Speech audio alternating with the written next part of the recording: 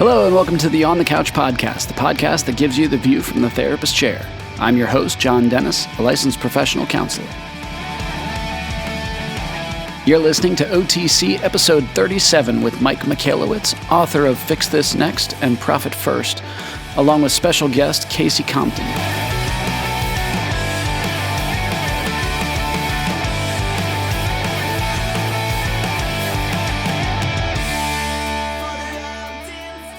Welcome back for another episode, OT listeners. Thank you for stopping by. This time around, I am going to be focusing on mental health for small business owners. And I got to tell you, it's not something that I tried to throw together because of the COVID-19. I had actually known of Mike Michalowicz and his amazing work and his books that he's authored about Profit First and being a small business warrior and leader in the space of entrepreneurial poverty and trying to eradicate that. And we talk about that in this episode. And It really, like I said, it wasn't something that I had tried to throw together. It just happened that I was planning to speak with him, and then all of this coronavirus and the quarantine and all the unemployment numbers and everything started to happen. So it was oddly timed, but I still wanted to put it out. One, because Mike's book is coming out at the end of this month on April 28th, I believe it is. And obviously with everything that has happened with the quarantine, I really wanted to get some of this information into the hands of the public because the system that Mike talks about is so important for people to know, and it really does take a lot off of business owners, and it's not just for small business owners. Honestly, I would say everyone should pick up Profit First and pick up Fix This Next and really take a look at how they can apply it to their lives, because it really streamlines and automates a lot of things that take stress off of all of us.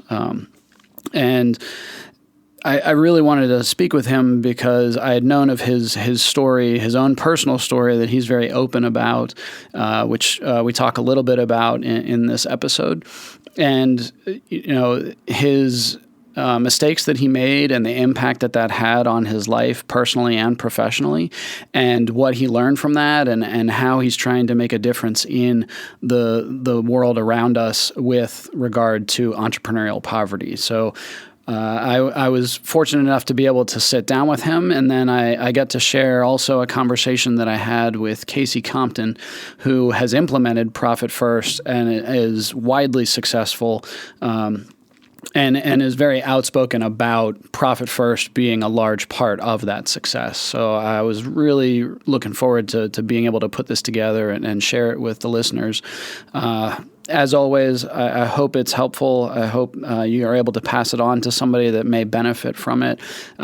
Definitely stop by the Fix This Next website and Amazon and try to take a look at Mike's books and the information that he has to offer, because it really can benefit so many people, especially in the wake of everything that's happened with the quarantine and the layoffs and the unemployment numbers.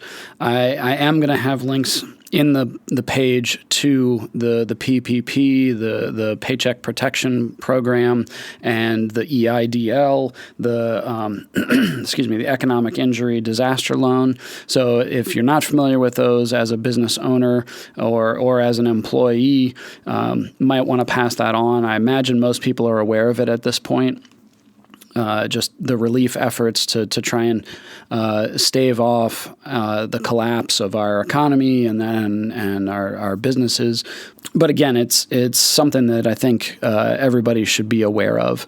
Just a quick heads up before we jump to the episode. You may want to listen to it after the kids have gone to bed or with headphones in, as some of the language you may not want your children hearing. All right? Hope you enjoy.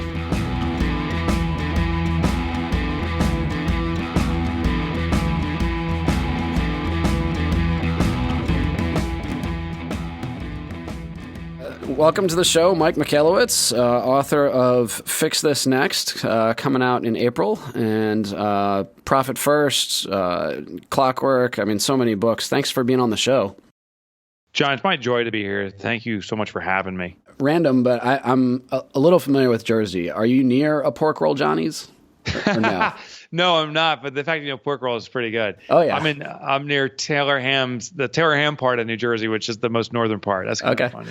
Yeah, I have like roommates from college that grew up in like Ocean Township and Red Bank. Yeah, and I assume she was in the South. Well, that's awesome. Yeah. So southern Jersey's pork roll country. Northern Jersey is called Taylor Ham, and it's this whole Jersey thing. Oh yes, the battle. The battle. Yeah. It's like Philly with the cheesesteak. Is it? Totally. Is it Pat or Geno's? Yeah. Which I don't F with that stuff. It's crazy. Nice. Obviously, with everything going sideways over the last couple of days, this topic couldn't come at a better time of mental health and stress for business owners. Yeah. Yeah, it's funny. We had a video on earlier, but I'm wearing a shirt right now that says "Mental Health Matters." Like, our mental mind state, mind setting is very important. None more than right now. So how are you holding up? And what's been happening over the last day or so for you?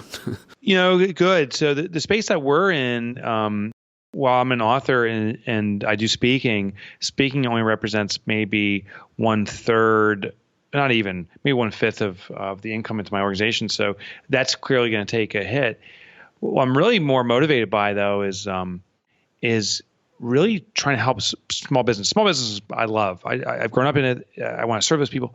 It's my folks, And what I'm afraid of is, the trigger's been pulled now. There was always this grenade laying there. No one was pulling the pin. We knew a recession was coming. Well, who knew the coronavirus would be the one pulling the pin? And I'm of course concerned with everyone's health. And my hope of hopes is that this goes away quickly. But I think the economic consequence is going to be long term. And So the question is, how do we make this an opportunity without being opportunistic? Yeah. And how does small business actually, come out strong, healthy, and moving forward? That's what I'm trying to focus on. Sure.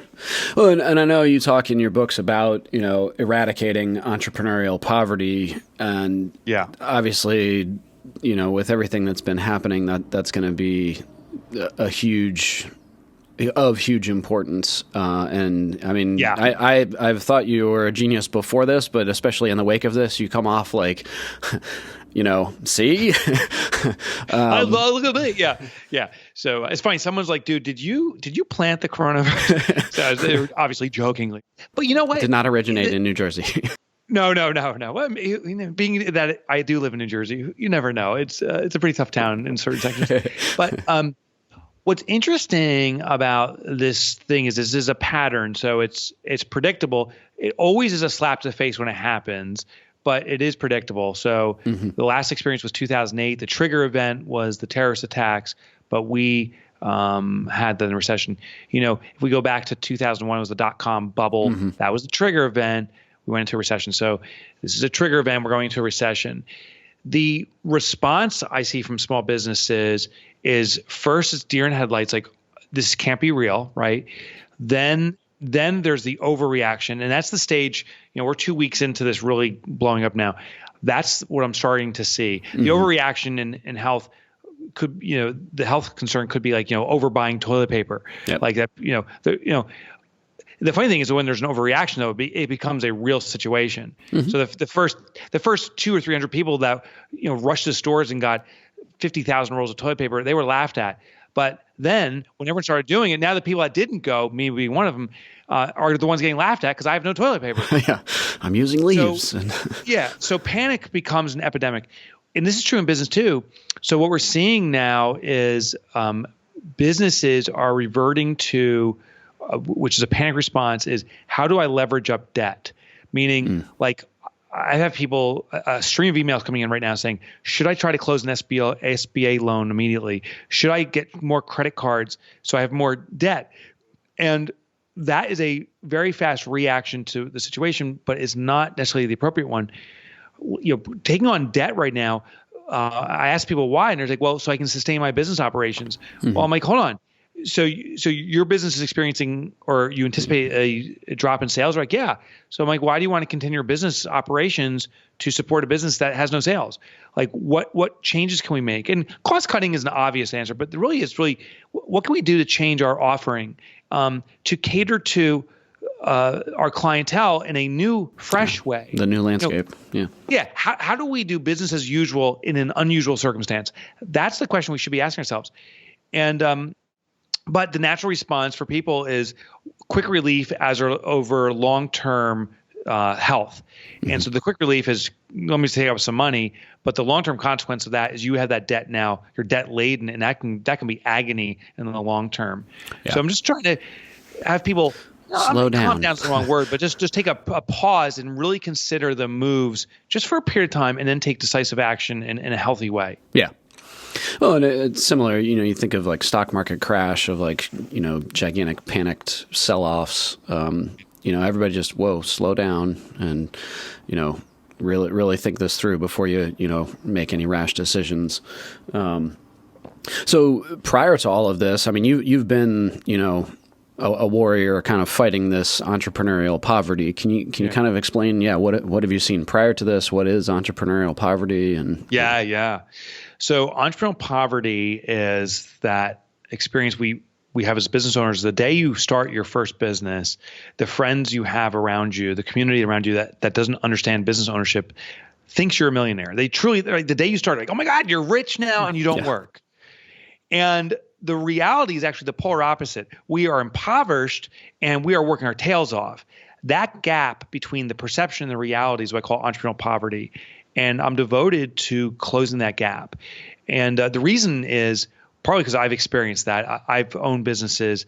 I've had massive struggle because I didn't understand the systems and methods and simple tools to close that gap. But I think even a greater level is the backbone of our global economy is you and me and all small business owners. Mm-hmm. Like, we're the ones, the little guys, quote unquote, who actually have to step up and carry our economy, our global economy forward. And if small business dies, we're all done. Mm-hmm. So I ain't gonna let that happen. Not on my watch. And so that's why I'm so devoted to this. And it's uncanny, this timing. The reason I wrote Fix This Next was to navigate situations like this. So what I'm trying to teach entrepreneurs is we have to avoid survival thinking. Yeah. Survival thinking, when it comes to our self-preservation, is very smart. We need food and water to survive. When it comes to our business, we often do the obvious quick solutions. Survival thinking, I call it the survival trap in business, is my sales are dropping right now. I need more sales. I need to hire a rainmaker, or we better cut our prices in half, or we got to have some kind of bargain basement sale, whatever. We take these reactionary moves, which can momentarily increase sales, but it will actually further the crisis because now I'm selling stuff that's not profitable. This is actually putting more burden on my company. The way out is to have a very clear direction to go. What is the next step that's going to be impactful in moving my business forward? So I developed this model and Fix This Next of basically the DNA of every organization, so we can take pause between just for a few seconds of what's happening now before taking an action, and then consider what step do we need to take next to move us forward. And then after that one's done, take another step forward. So we start marching deliberately in one direction as opposed to panically in all directions. Yeah. And do you kind of see it as, I know you talk in your book about, just that survival mode and just putting out fires. I mean, would you describe it as that like Band-Aid for a gunshot wound kind of analogy? Yeah, that's a good analogy. Yeah, that's exactly what businesses are doing right now. This is a punch to the face. Yeah, and we're not even trying to stand up again. We're actually just running for the corner of the ring. Punch to a few other places too. Yeah, punch to the nuts. I mean, it's all been one shot. But now what we do is we run to the corner and we're kind of burying our head, saying, "Please don't hit me again." Well, guess what? You're going to get punched even harder now. Yeah, you got to stand up and fight back. We got to stand up and fight. And we got to throw back one punch at a time, and we got to step forward. Well, that was something I appreciated so much about your books, is just you're very down to earth. I mean, if anybody, I highly recommend people checking out the podcast, because I think you found a way to make it fun and enjoyable. Like obviously you have a lot of fun with Kelsey and you're the team. Yeah. It's almost this blend of like very savvy business entrepreneurship, but almost like radio shock jock fun with it at the same time. So, but the book having, these like tools and specific steps of like, do this, this is how you identify what to fix next. So. Yeah, I think what we need is scripts, right? So I love to read business books. Some business books are, though, academic reads. So it's great concepts, but I don't know the applicability. So what my hope and my intent is to simplify the execution. So with Profit First, I teach simple steps to take your profit first, hide it away from yourself. It's the pay yourself first system applied to business. With Fix This Next too, it's like, there's 5 levels of issues. Do we have a sales issue, profit issue, order issue, and so forth? A very quick way to pinpoint what we need to work on. Mm-hmm. And I think that's what we need, particularly under stressful situations. The more stress put upon us, we need more simplicity, not more complexity. Definitely. Well, and I mean, I'm in the mental health field, and I know you've talked with a number of people. I know you just had Casey Compton there, and you've talked with Joe awesome. Sanok. They're amazing people. And especially in the mental health field, we always say, like, we didn't get trained on this stuff. They did not cover this kind of business stuff in grad school. And so I think a lot of us avoid it. And then I think a lot of people in the business world have that kind of arrogance of like, oh, I know this, I got this. Like I don't need somebody else telling me what step I should take. I know, Yeah. Yeah. And I don't know if, either solution's right, meaning bury our head in the sand is one option. I don't know what to do. We can't panic. The other one is I know exactly what to do. I'm going to go step by step. I don't think anyone knows exactly what to do. We have to start moving in compartments. Let's break down to what do we need to do this week or this day, or if things are really moving fast, what do we need to do in this next hour for the health of the organization? Because listen, I don't think anyone 2 months ago was saying, hey, a massive virus is going to come. So right? Like no one was talking about that. So we can't predict the future. I don't know what's going to happen a month from now, but I do know that my business needs me to take certain specific actions in this unusual circumstance to cater to my clients, but maintain a presence of being present. Here's what it is. People, when we go into a panic state, we look for someone that's leading with confidence. And that's what we as small business owners have. That opportunity is to be a presence for our customers and just show confidence and availability, that we are there to be of service. Then modify our offerings to cater to their adjusting needs. That's the unusual part of business as usual. Mm-hmm. So I don't think we go in and start, saying, I got this all figured out. I just think we have to say, listen, I'm here to be of service. I'm going down a direct path to cater to you, and I will adjust my business to meet to your needs. And we're going to do this together. I think that confidence is needed. Yeah. Well, and obviously now, small business owner mental health is probably going to tank pretty hard. Can you speak to, prior to that, your own experience? I know you talked about, just being way far in the hole and like mortgage to the hilt and can you kind of speak to the impact it had on your mental and physical health? Yeah. So that was a devastating period. Ironically, looking back on that, I am so grateful for that. That was the greatest learning lesson in my life. I don't wish it upon anyone, but reflectively, right?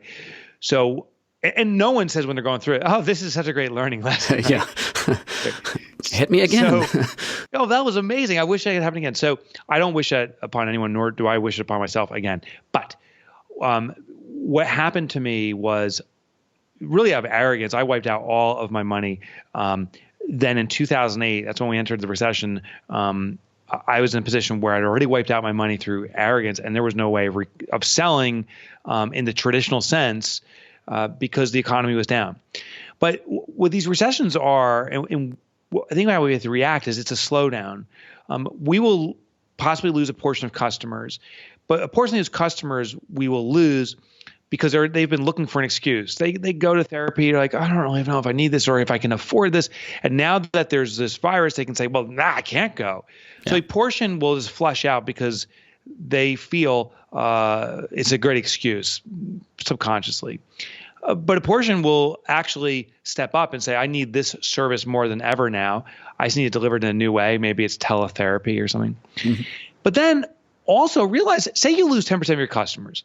If I have 200 patients, we'll say. If I lose 10%, it's 20 patients. That's a big deal. But I also know the larger players have 2,000 patients, the conglomerates, the collectives. Well, they lose 10%, they're losing 200. So I lost 20, they lost 200. The opportunity is actually upstream now. I look and say those 200 customers that now have left because this was their excuse to leave, a portion of them, half of them, are still looking for some degree of service. So now I have 100 potential opportunities in front of me and 20% that I'm losing, 20 that I'm losing. The mistake we'll make is looking at those 20 that we're losing and saying, oh my gosh, look how bad business is. If we just do a 180 and look in the other direction, we got 50 people coming our way if we're willing to actively market and present ourselves and put ourselves out there. Mm-hmm. That's the way we need to position ourselves.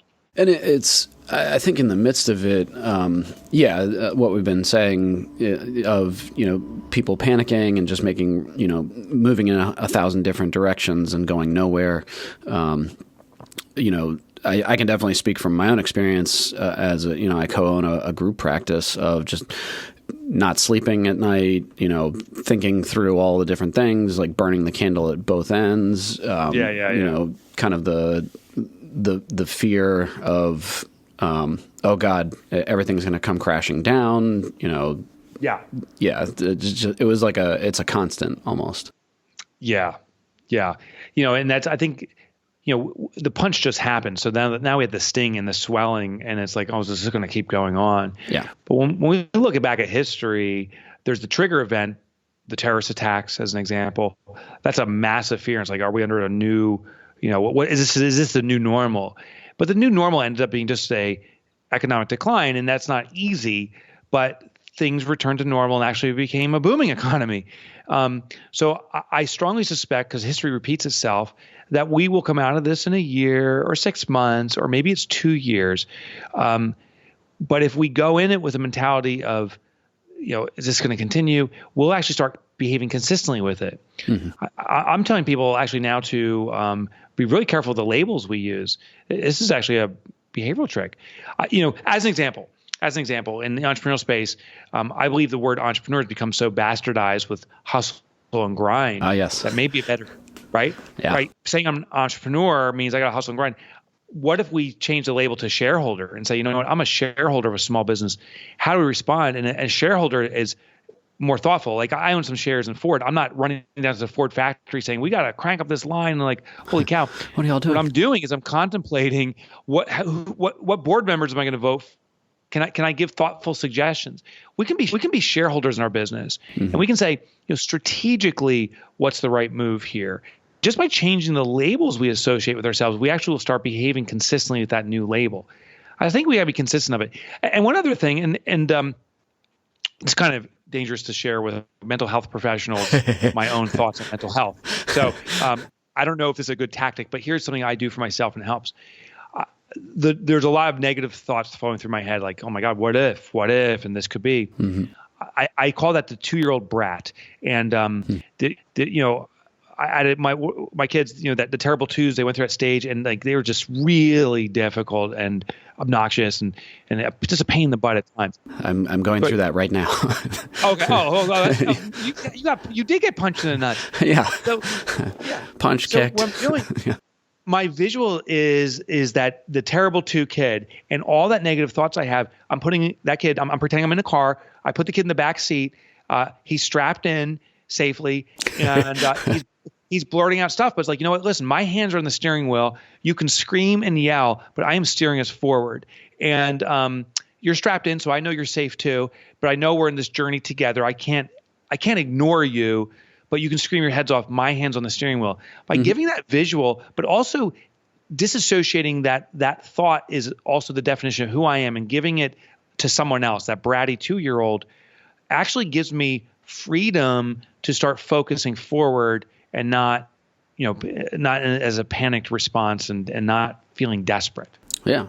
No, I think it's great. Yeah. From a mental health standpoint, I mean, you're describing, just taking a step back, really picking it apart, your thoughts, your emotions, some of the mindfulness and yes, I'm feeling some fear and some panic, and some of that's normal, some of that's okay, but I'm not allowing that to drive the car, so to speak. Yeah. That's exactly it. Nice. It gives me a sense of control. Yeah. Yeah. And yeah, I mean, I even just in preparing for talking with you, listening to some of the older podcast episodes that you put out, I mean, some of the ones were crazy. I went all the way back to the beginning of the show when it was like the Profit First podcast. Oh, wow. Thanks for bringing this out. Yeah. I mean, the one that struck me was the one with John Bates, where he, went, what was it, like he lost like 90 million or something like that. And yes, like now has this like life altering condition because of all the stress. And I mean, he talked about just all the trolling, hate speech on, like the comments online and things like that he was like having to deal with this mental barrage. Yeah, I think it's called Stevens-Hodgkin's disease he got. Yeah. It's the physical manifestation of stress, but at the extreme, your skin actually slips off your body. It is burning sensations, and you need to be hospitalized. And I maintain a great friendship with him ever since the podcast. We continue to talk, and he walks around with a service dog, not as a convenience to travel with your buddy, but because he can, if stress starts building up and again, he's at immediate health risk and could be deadly to him. So the dog is just monitoring him for stress. Wow. And that, that's the consequence of times like this.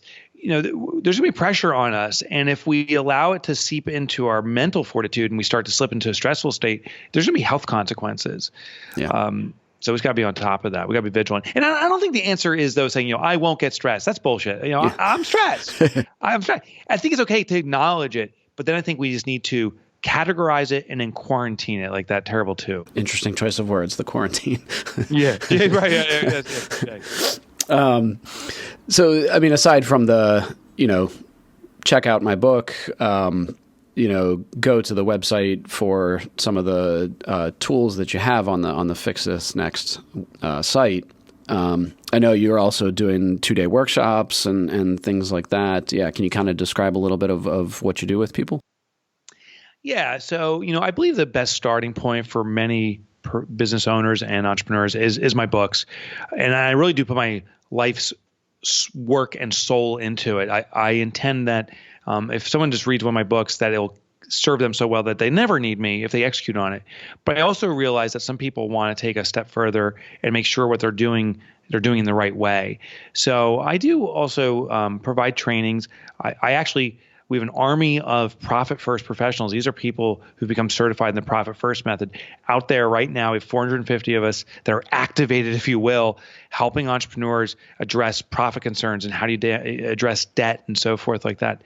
And then with Fix This Next, what we did is there's a website we set up called fixthisnext.com, and we did an early activation of it. You can go on that site, even if you don't have the book, because the book's not even out until April 28th. Mm-hmm. You can take a simple test or evaluation of your business. It takes probably less than 5 minutes, and it's designed to pinpoint the one thing you need to work on. So I think it's a great way to get out of the panic response, the survival mode, survival trap, and find the one thing your business needs from you now. Our businesses needs us. There's no question. Our business does not need us doing 100 things. It needs us doing the one most impactful thing. The question is, what is it? And the Fix This Next exam will pinpoint it for you. And it's for free. It's free, by the way, fixthisnext.com. Yeah, I'm looking forward to getting a hold of it. I've been reading through the book, and my business partner and I had done Profit First and implemented it, I want to say about a year ago. So we're still, chomping our way through the steps and everything. But it was like a godsend. Like I said, I was in connection with Joe Sanok and Casey Compton and a bunch of other people in the mental health space, and everybody, I just kept hearing this like Profit First. I'm like, what the heck is this? What is everybody talking about? And they're like, you have to read this book. And as soon as I had started listening to the audiobook, I like paused it and called my business partner and was like, we have to get this book and we have to do this. Like, please. Oh, good. So yeah, it's been a huge help for us. Cause like I said, I mean, my business partner is much more business savvy and business minded than I am. And for me, it was like, okay, these are the steps, do this. So it's so amazing to hear that you have this army of like 450 out there because, yeah, I mean, obviously we needed it before this. We're going to need it now more than ever as a country. So, yeah. Yeah. Well, I'm happy you started it because, that brings about sustainability. Hopefully your business is better off as a result today than if you didn't do it. Oh, definitely. And and it is something that can be implemented in tough times too. Like there was a saying, like, if you didn't plant the tree 25 years ago, when's the best time to plant that tree? Well, today. Yeah. Now. So, it may feel awkward, but this is a good time to focus on profitability and sustainability. Sadly, I see businesses try to sell their way out of circumstances like this, but sales translates to stress on an organization. So the more I sell, the more obligation I have to deliver on that sale. And because of the duress of the times, we start dropping prices, we start giving some freebies away. So now I'm putting more stress on at a lower to no profitability rate, which actually can put a business under. Yeah. So I'm not saying sales is not the focus. What I'm saying is healthy sales is the focus. And by considering profit first, it will indicate where the healthy sales are. Well, and I always like that proverb, if you find yourself in a hole, stop digging. Right.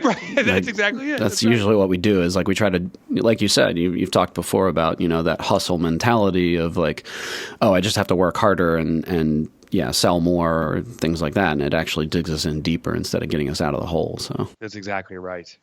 Well, Mike, thank you so much for taking the time to be on.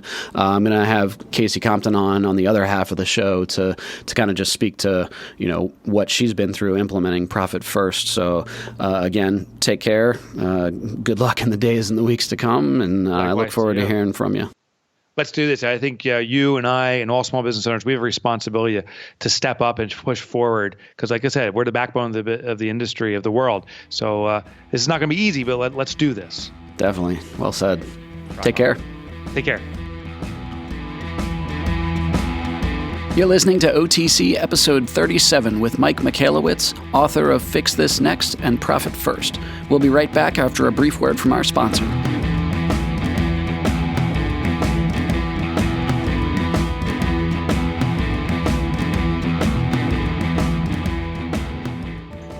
Would you like to talk to a counselor but can't find the time? Would you rather talk to someone from the comfort of your own home? If so, Parenting and Family Solutions is here to help. We now offer teletherapy to all clients who reside in the state of Pennsylvania. Using our secure portal, you can have a video session with your counselor using a laptop, desktop computer, or smartphone. Visit our website to learn more at www.parentfamilysolutions.com or give us a call at 717-602-5560 to see if teletherapy might be a good fit for you. Let us help you build a stronger family and a healthier you.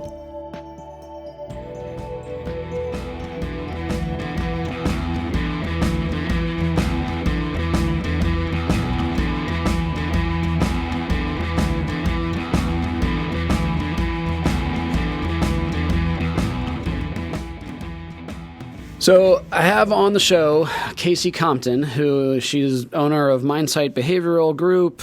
She runs consulting with KC. She's just killing it in the business world. And I have her on to talk about her experience with being a business owner and stress, mental health, and implementing Profit First. So Casey, welcome back to the show. Thanks, John. I'm excited. I'm excited to be here. Yeah. I think you might. I don't know if I would call it the distinguished honor of being the first sort of repeat guest. So, oh, really? There you go. Really? Oh my goodness! I need to. Can you send me a certificate? I will. Yes, I will. Like a paper plate award or something. Yeah. That'd be awesome. So obviously, our world has gone, just absolutely bananas in the last week and a half. How are you doing as a business owner? I've had so many different like I've had so many Q&As over the last couple of weeks. I've been running some small group coaching things, and obviously none of those were based on this. But it seems to be the number one question that everyone's asking.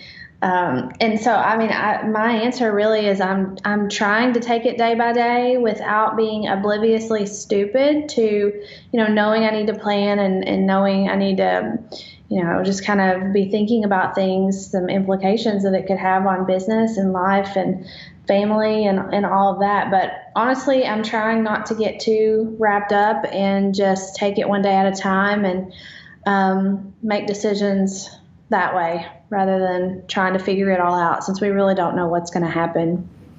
Yeah, I mean, obviously, I think everybody's kind of in the same boat a little bit of, a real crash course in the Serenity Prayer and what you can and cannot control. And I think I'd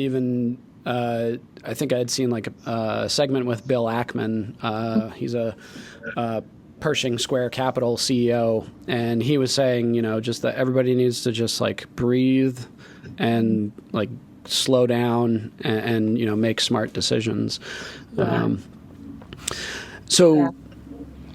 I imagine you're super glad you found Mike and implemented Profit First now.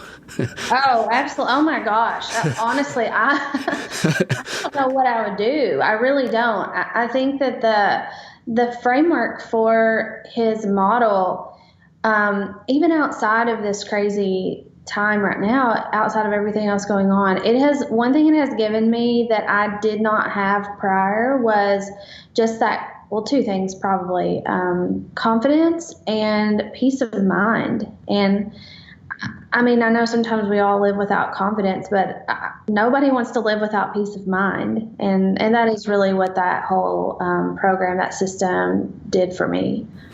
Well, yeah. Can you, kind of take us back life before you found Profit First and implemented it, starting off running a business or starting a business? What was stress and mental health like for you in the face of that? Yeah. So, I mean, before that, I knew what my strengths were in the business, and I knew what my weaknesses were. And one of those really was the whole concept of numbers and finances and money. And, with that being said, I had a couple people in place there to help me with those things. So just the thought of looking on the bank's website and seeing what my balance was, it would just throw me into an immediate, just like that. Yeah. I'm going to throw up. Yeah. I just couldn't do it. Even if things appeared okay, it was still just really stressful for me. And I think it was due to my own history with money, and I've written about that in some of my blogs about, I think what triggered that for me in business. But I had other people managing those things in my business, and in a way it was nice because I didn't really have to deal with it. Now, was that even right out of the gate? Yeah. Okay. Yeah. Nice. Yeah, because I had a business partner, initially. And so she had certain responsibilities which were more focused on like the logistics, like making sure the bills were paid, getting our taxes filed, like all of that stuff. All the fun stuff, yeah. Yeah, all that stuff. So I didn't ever have to touch it. So then it kind of merged over into more of an office manager person took over those responsibilities. And so again, I was kind of free from it. And although it was nice to have someone else to worry about that for me, I started feeling very vulnerable to it, that I didn't know. I just didn't know. I didn't understand my cash flow. I wasn't in there enough to recognize patterns. So you're saying it was almost like you had put it on autopilot and then kind of it was off your plate and out of your mind? Yeah. But what happens every time you do something like that. It always blows up in your face. So and I guess one thing that my mistake there was putting it on autopilot and delegating it to someone else. I don't think is a bad thing, but doing that without accountability in place is definitely a bad thing, which is what I did. And did you find that just as the company got larger and, did you take on more and more stress of, I don't know, a lot of times I have that feeling of like, oh gosh, it's not just me anymore. I'm like responsible for these other people and their livelihoods and their families and like, yeah. Yeah, because I mean, I'm pretty resourceful. I will take care of myself one way or the other. I grew up that way. I mean, we didn't grow up with any money. We lived paycheck to paycheck. We ate Spam out of tin cans, and meat. Yep. Not that I ever want to do that, but I would if I had to. Yeah, you will survive. Yeah, yeah. But when you have other people to worry about, it's a different feeling. And I'm sure you're going to ask me this question, but like I literally remember the moment looking at it. It was going into the end of 2017, I believe. Yeah. And thinking, okay, I think my business was not small at this time either. So I think I had $156,000 in the bank in the business. Yeah. But we had a ton of employees. And I remember thinking, I was talking to my CPA and I was like, okay, just kind of give me an idea of what I should expect to have to pay in taxes. And he was like, well, probably not too much. I'd say about 75, 80,000. And I was like, oh my God. Like, not too much. Yeah. Yeah. And I thought, okay, so once I paid that, there's nothing left because my payroll was, pretty big at the time. And I was like, what have I done? Where's this money going? Now you're citing the 2017, that conversation as like, that's when you realize like, oh crap, I got to do something. I need to find something or. Yes. Okay. So I went on Amazon. Well, I did some research and I went on Amazon and I bought, I think like 5 books, and I booked a cabin in the Smoky Mountains in Pigeon Forge, right above Gatlinburg, Tennessee. And I told my husband, I said, pack your stuff. So, get in the car. Yeah.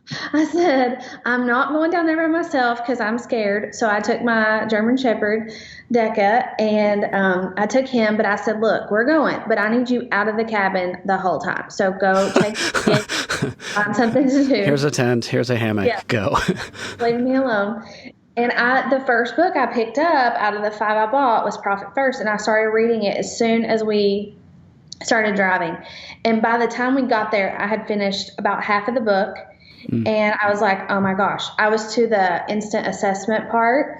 And I was just dying to get in the cabin so that I could get out my computer and my bank statements and start working on it. Oh, so you had Wi-Fi. Okay. I was going to say, I thought you were going to like turn the car around. We got to go back. No. Definitely had Wi-Fi. And so I did not leave that cabin until I had it figured out. And wow. Yeah. And because I knew, I thought there's no way, like there is no way that I can continue to grow this business without some kind of system for me to manage this cash flow, because it is scary. It's really scary. Well, and obviously, listeners are going to get a sense of like you weren't born yesterday, and you're very business savvy. In my interactions with you, that comes through very clearly. And that idea of like, this is just one business. There are millions of small businesses, and it seems so prevalent that concept that Mike talks about of entrepreneurial poverty, and just living paycheck to paycheck, or like just keeping the business month to month. It's so accepted. I don't understand. I was so fired up whenever I implemented this, and I mean, I've been doing it since 2017. And even like, I know I live in a small town, and I know that there are some forward-thinking people here because I communicate with a handful of them. But I remember not that long ago putting something out. I mean, I had no real purpose behind it other than I was just curious. I posted something about Profit First. I said, if you are a business owner, would something, I know what it was, because I was considering getting certified for the Profit First system, like his, I forget what he calls them, his whatever they are. And that thing. And, yep. Yeah, those things. Sorry, Mike. But so I considered doing it, and I basically just, it was a poll, and I just said, hey, you know, who would want to learn a strategy for making more profit? And I swear, they were all, and I know these people, and they were like, no. Really? Are you kidding? I mean, are you kidding me? You don't want to make more profit? And it wasn't something I was going to charge for or anything. It was just like, hey, I just want to teach these people in my own hometown something that's really cool, that really works. And it was overwhelming. Like, no. Wow. Yeah, it just blows my mind. Like, okay, just. Have you gone back to them since? No, I don't work in my own town on purpose because it's just so accepted. It's like status quo. I'm just going to accept what, living this way. I don't know. I don't get it. Well, in social psychology, I mean, they talk about the broken window effect, that it kind of permeates throughout a community or society, or, it just comes to be accepted that, and I think that, some of those cliches of like, well, you got to spend money to make money. Yeah. It's just, you'll always have business debt, but it's just like the student loan myth of like, well, it's good debt. Right. Yeah. Yeah. I mean, even to this day, because when I started Profit First, everyone thought I was nuts. My CPA thought I was nuts. I thought he was going to fire me as a client. Oh, I was going to ask if you had to fire him. Okay. No, he stuck it out. But he did think I was crazy. And then my bank, I ended up switching banks, and they still thought I was laundering money, I'm pretty sure. Because I'd go in and open all these accounts, and they're just kind of side-eyeing me, like, what are you doing? And I said, I promise, just let me get it, let me do it, and you'll see. And so, but even to this day, we work with one loan officer at this one particular bank, and I'll call him sometimes if I see like a property or something that I'm interested in. I'm like, hey, do you think that I could, maybe this is something that's doable? And he'll laugh and he'll be like, okay, so you got plenty of money in the account. And even though I do for my business, they don't understand that I really don't. Like, that money's already spent. I've got it allocated for something like taxes and all these other things. So it's really not even mine. So what I see that's mine in my bank account is really, that's just it. So it's a little, I guess I kind of think that maybe that's why some people don't want to do it, is because if I was going back to 2017 and I was looking at my bank account, I was like, wow, I got $156,000. I'm doing awesome. But if I would have allocated that money out, which I did, I think I only had like $6,000 actually to operate in. Yeah. So it's a different mindset, and there's something that happens when you force yourself into this system, that even though it feels like it's constraining you and pinning you down, it's so freeing at the same time, and it's something you just have to experience to believe. Yeah, well, I was going to say, I mean, I imagine there's a whole lot of people that are going to be eating crow coming to you, like in the wake of this. They're like, so how did you do that? Yeah, well, and that's happened. Like my CPA last year when he did my taxes, he was like, so tell me a little bit more about this system. Did you start like getting Profit First for everybody, like as Christmas gifts? You're like, no, but I thought about it. I really did. So, I mean, you do the consult with KC side of things, where you consult a lot of entrepreneurs and practitioners.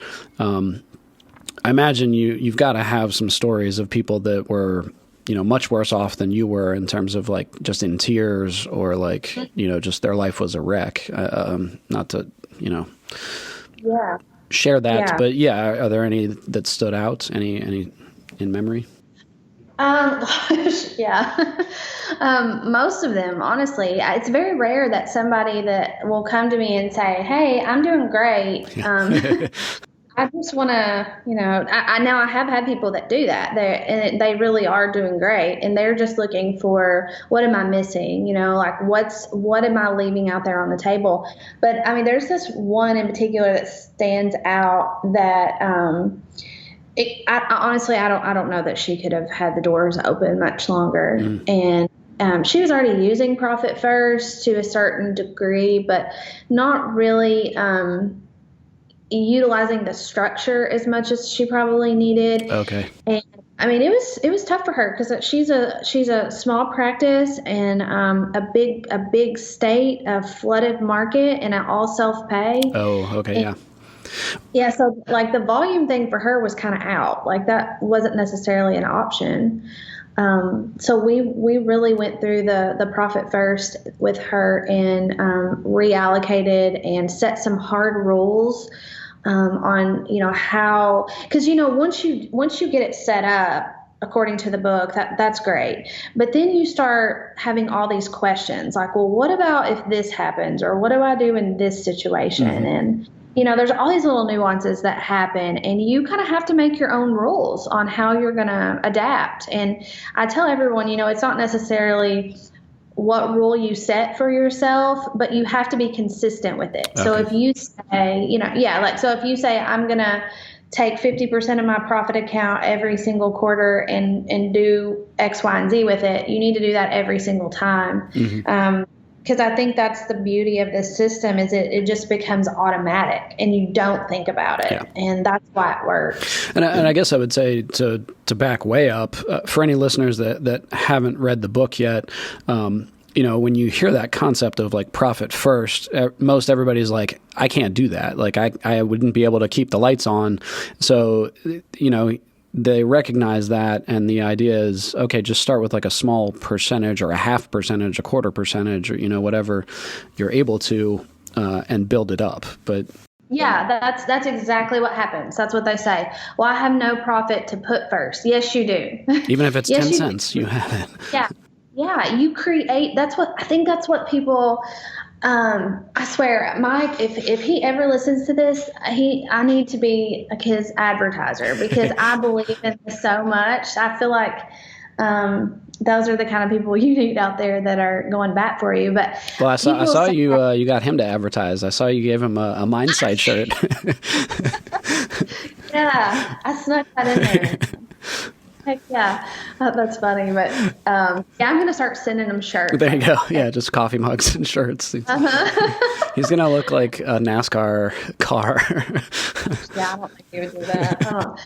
That might be pushing it a little bit. But people will say, I don't have any profit. But that's not true because you create your own profit. And that's what people, I think, get hung up on is they think profit is what is left. I just had a meeting with all of my support staff and my admin staff in our office yesterday for 2 hours. And, we had a purpose of the meeting and it went really well, but I was trying to educate them on what profit really is. Cause I was telling them about a new profit sharing structure we're going to use.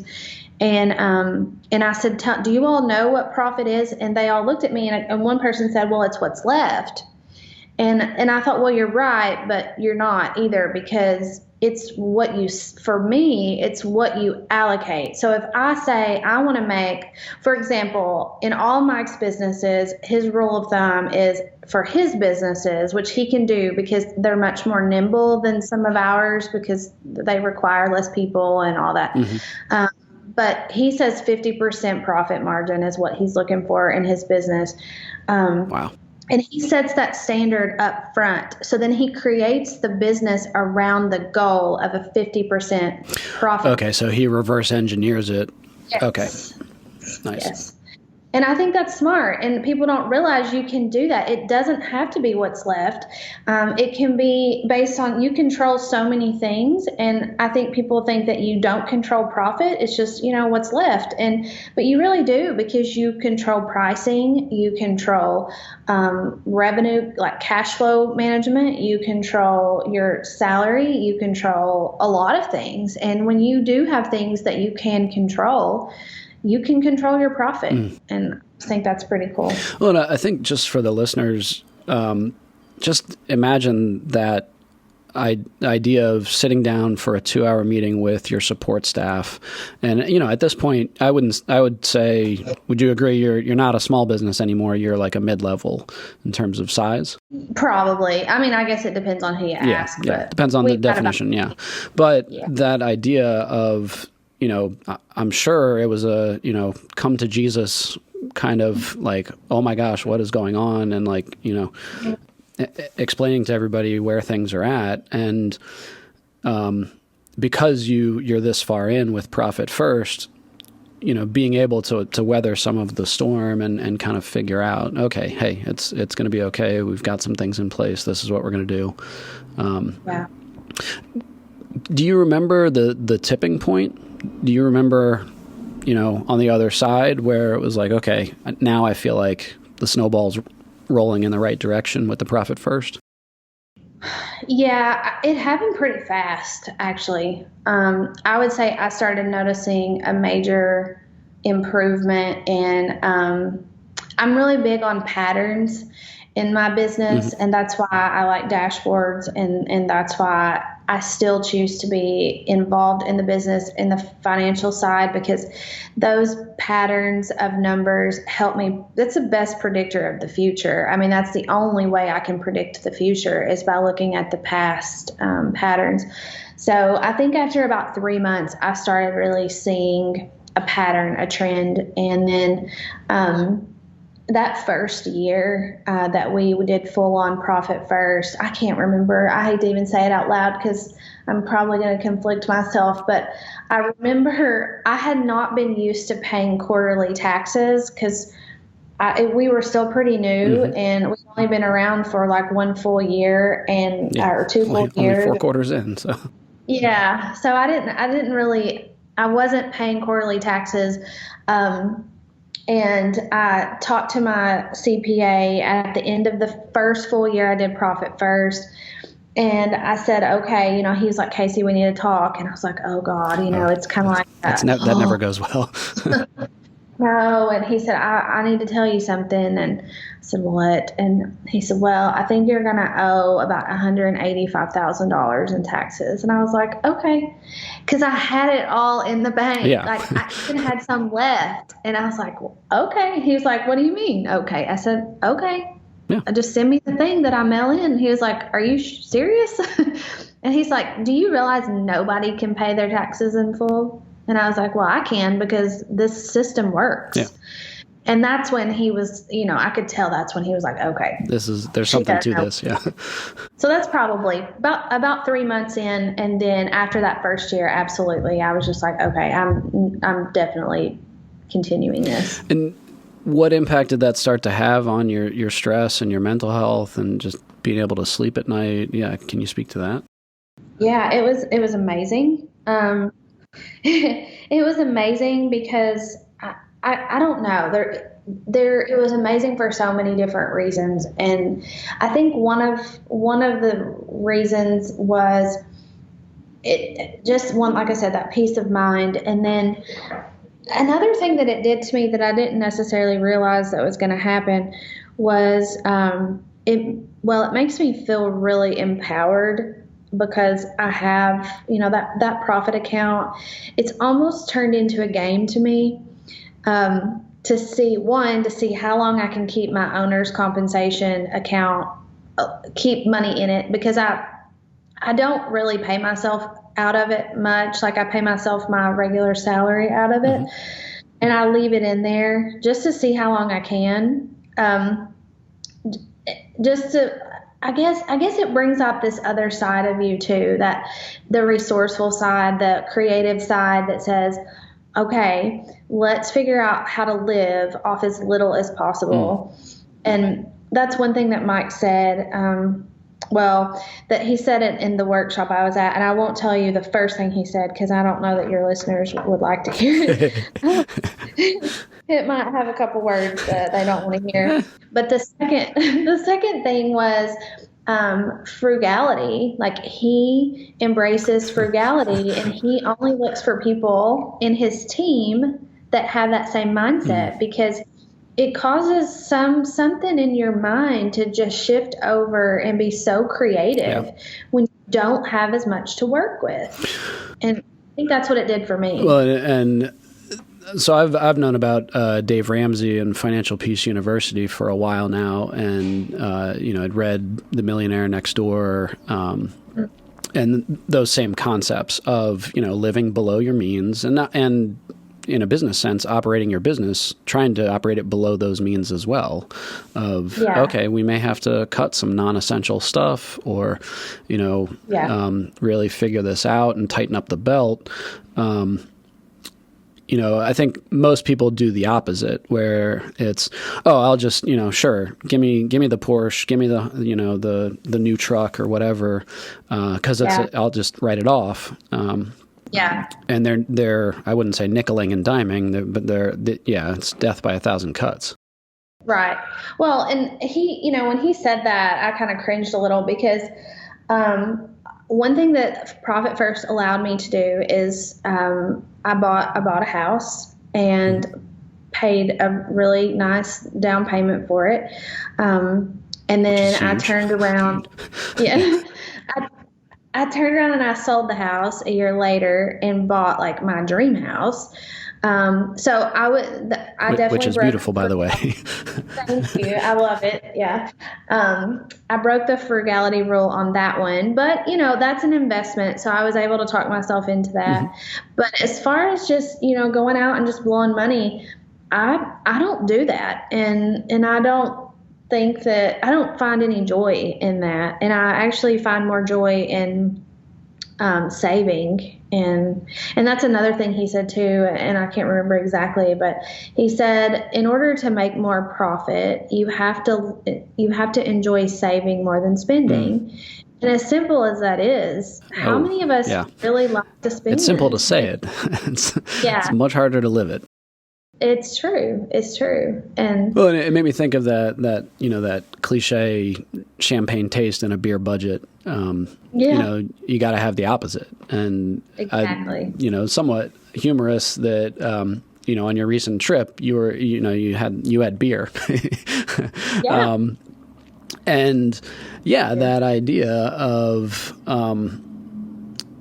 just delaying things, and some of it is I know, from you and Mike, like you work hard and you play hard. And you have to. The one frees you up to do the other. Yeah. And I always tell people, I'd laugh and I'll say, there's really only 3 things I'll spend money on. And, maybe 4. I don't know. I'll say a good pair of jeans, a good meal, and good bourbon. And that's about it. Like, that's other awesome. Than that, I'll shop at Walmart. I don't care. It doesn't matter to me. But yeah, he was talking about, he does profit sharing with his team. And, we were talking about that, and he was laughing because I said, tell me how the profit sharing with your team, or I was talking to the team, not really to him. And I said, tell me how that affects the way that you do your job. Like, are you more frugal in the choices that you make with spending within the company? And they laughed, and he started laughing, and he was like, oh my gosh, if you only knew the kind of places that these women put me up in to sleep, he would die. And they laugh, and they're like, well, we try to find the best deal we can. So I'm just imagining him like he's in some hostel somewhere. Yeah. So if you're ever going to the same city as Mike and you want to run into him at a hotel, don't stay at the penthouse. Yeah. Like, go to the he's not at the Ritz. No, he'll be at the Motel 6. There you go. We keep the light on. Yeah. So how was it being there? How was it going through the one-day workshop? What was that like? It was awesome. We did our first annual Meet You in Kentucky. Was it last year? I can't remember. One year I had a baby. Yeah, I was going to say, you had a lot happen. And Yeah. So I don't think it was the year before. So we skipped a year. And And what we do is it's more of like a VIP kind of event. It's small. We only bring in a small number of people, and it's very high touch. So, they're in our office for 4 days. It's open access. They have free range to do whatever they want. And, they pay a lot of money to come for that. And me being up there at Mike's just clicked. Like, this is why people come to Meet You in Kentucky, because it's more than just listening to a keynote. You're getting to ask questions that you're not going to be able to ask in front of 300 people. There's things I wanted to know from him that there's no way I would have ever asked him in a group, like a large group setting. Some of them are kind of personal, related to work, but still, like, I would never put somebody on the spot like that in a large setting. So it was really cool. It was nice to see. The skeptic in me is always like, does he really do this? Like, he talks about this, but does it really happen? And being able to kind of see behind the curtain and how everything really works is nice. And that's really why I went, I'm kind of to that point, like I talked about earlier, with some of my consulting clients who are asking the question, what am I missing here? What else is there? So that's kind of what I went into it, trying to figure out. And I think I did. I've got a lot of things going on in my head right now that I'm. Well, yeah, and you're coming fresh off of it. I mean, you just managed to get out of New Jersey before they shut everything down. Now, the Meet You in Kentucky, that's the with consulting with you, correct? Yes. Okay. So yeah, that we just kind of this year we've expanded it a little bit. First year we only let 10 people come. This year I think we've got 20. But just due to our physical location in the state, we can't really bring on much more than that, because we have to go pick all these people up from the airport, transport them back an hour and a half south. There's just a lot of logistics. And then we have some cool workshops planned by different experts this year. The practitioner is coming in. Jessica DePana's SEO consulting is coming and doing a workshop. We have a Profit First bookkeeper that's doing a workshop. So we've got some really cool stuff. It's going to still have this same intimate vibe. Like, our mayor is doing our keynote and talking about community and so it's going to be a lot of fun. I'm pretty excited. Well, there you go. I mean, off of Fix This Next, that's what you got to fix. You got to get your own company airplane, or, just fly them straight in. that really would be nice. We were at one point going to ask Mike to come in and do something, and I was like, no, there's no way, because I mean, he, when you bring him in for a presentation or a keynote or something, you get 4 hours. So it would take him 4 hours to get here from the airport. So I've got an idea, though. I've got a proposition that I'm gonna see if I can get him down here to not do a keynote, but for something else. Okay. So. Yeah. It's very, very secretive, yes. And that's the other funny thing is, every time I talk to you, there's always something, you're not able to fully divulge, that you're like, it's in the works. I don't want to say too much just yet. It's, it's coming. I'm afraid I'm going to jinx myself. I'm like one of these people that if I tell you I'm going to do something, I'm going to do it. Come hell or high water.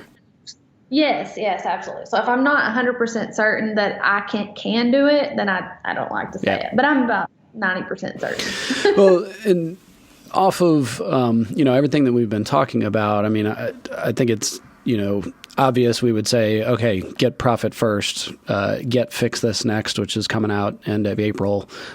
Any steps that you would advise people? What would be some things you would say to take a look at or do? Oh, gosh.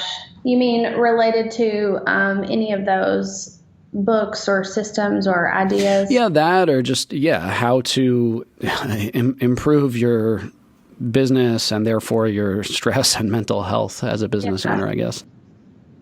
Yeah, I think probably the first thing is just admitting to yourself what your weaknesses are and ripping that Band-Aid off. That's one of the reasons we had the meeting with our team yesterday is I know what my weaknesses are in business. 100%, I know it. So I publicly announced it. I've said it multiple times, but I told them and I said, I'm telling you right now because I need you to hold me accountable for this. And so knowing what the weaknesses are, and then I think I love Profit First, and I think everybody needs to use Profit First, but I'm really excited about Fix This Next too, because, with us all being in mental health and it being based off of Maslow's hierarchy of needs and everything going on in this world right now, it really takes you back down to level, the base level. Like, there's so many blogs I want to write and so many things I want to do, but then I'm like, I can't do that right now because nobody really cares. Like, we're all thinking about safety and survival, so I gotta wait.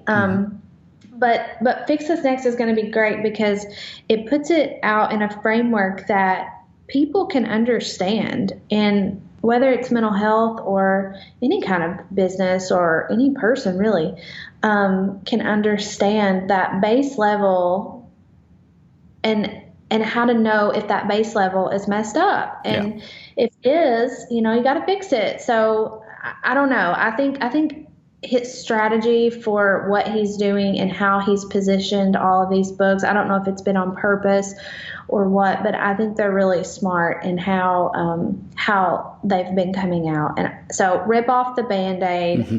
I would always recommend Profit First before any other thing that you do in your business, because ultimately without profitability you can't live out your purpose for your business, so you got to have that. That's great.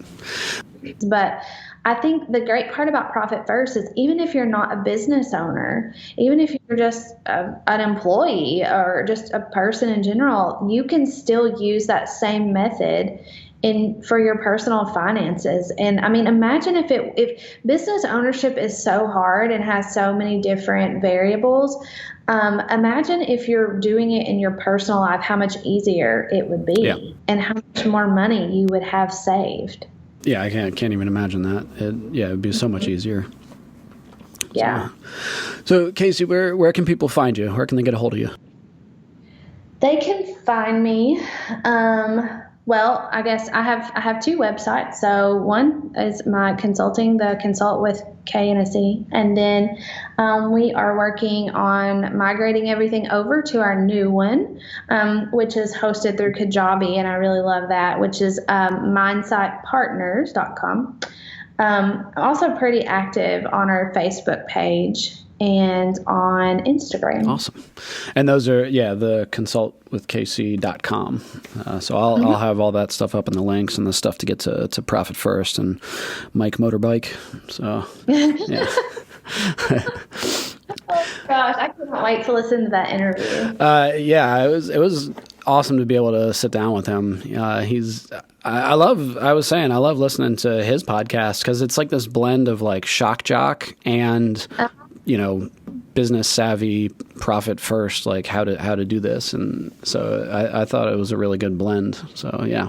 He's crazy. Yeah, I mean, he's crazy. And I've listened to his, I've been on Gordon Brewer's podcast with Mike once. Oh, wow. And then I've seen, that was fun. I've seen Mike speak. Well, he spoke 2 times. I've seen him speak twice as a keynote. Then he's set to speak 2 more times this year that I'm supposed to be sponsoring those events. So I've seen. Are you like a groupie? Are you like following him? Or I feel like a stalker, and I'm really not. I think Trevor said something earlier, and I was like, no, he's already going to think I'm crazy. But he, he kind of, I guess, like when you do this so much, you get such a rhythm. You just kind of say the same things. And so seeing him in person and just like, I don't know if you saw the videos that he did on my Facebook, just being silly. It was so nice. Yeah. Cause I thought, oh my gosh, cause that's real interaction right there where it's not anything that he's used to talking about. Now I'll have to look up the interview with Gordon Brewer. I can't honestly picture that because Gordon's so just chill and like, very down to earth and Mike is like, 10 cups of coffee. Like he's like all over the place. I know. Well, he had me on it, and I don't know if you see the video. I don't know if Gordon has the video out there, but that's the first time I've ever actually interacted with Mike, and I was so I don't know, it was bad. I don't think I stopped smiling the whole time. I have no idea what I said. It's so stupid. But yeah, it was good, and I'd say Mike, I was so excited that poor Gordon, we probably just railroaded over him. I can't even remember now because I was so excited, and Mike is so wild that, nice. Yeah, I probably need to watch it too. Yeah, I'll take a look. Well, Casey, thank you so much for taking time in the midst of this, tsunami that the world has been hit with of the coronavirus, for, taking time to sit down with me and talk about this. So, good luck, getting your business through this, and stay safe, stay healthy. Thank you. You as well. Thanks. Take care.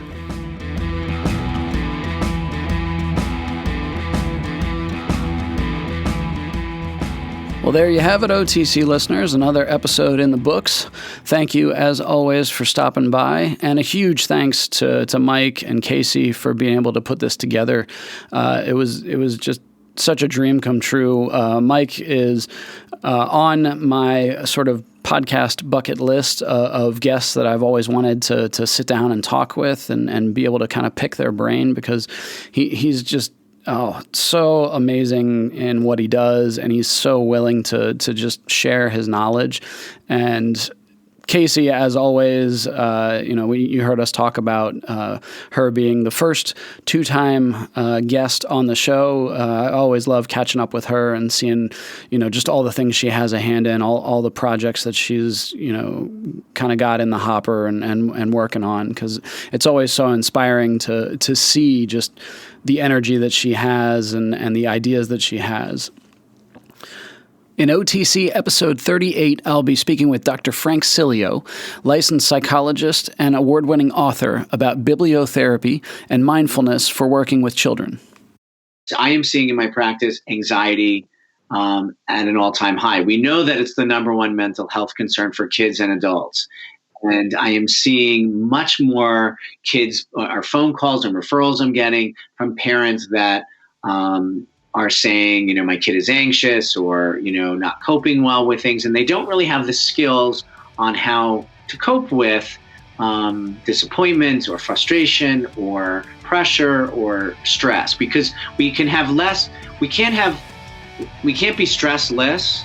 We can try to have less stress in our lives. I mean, stress and anxiety to some degree is not a bad thing. We need it. We need it for survival. So until next time, take care and stay safe. If you liked what you heard, be sure to subscribe and review wherever you're catching this podcast at. You can check out detailed show notes and archived episodes at www.pfsonthecouch.com. If you want to stay up to date on future guests and contribute questions, be sure to follow us on your favorite social media platforms. The author and host of this podcast is not engaged in a therapeutic relationship with the listener and cannot give counseling advice without a confidential appointment. Listeners should be sure to consult with a licensed therapist in their area or seek emergency medical attention if they are experiencing psychological difficulty. A special thanks to the band The Topsy-Turvies for the show theme song. Their song, Like a Living Dead, can be found at topsyturvies.bandcamp.com. The bump interview track was the song 1973 by Bruno E. The author and host of this podcast is John Dennis. Special thanks to editor and show producer Trevor Groff.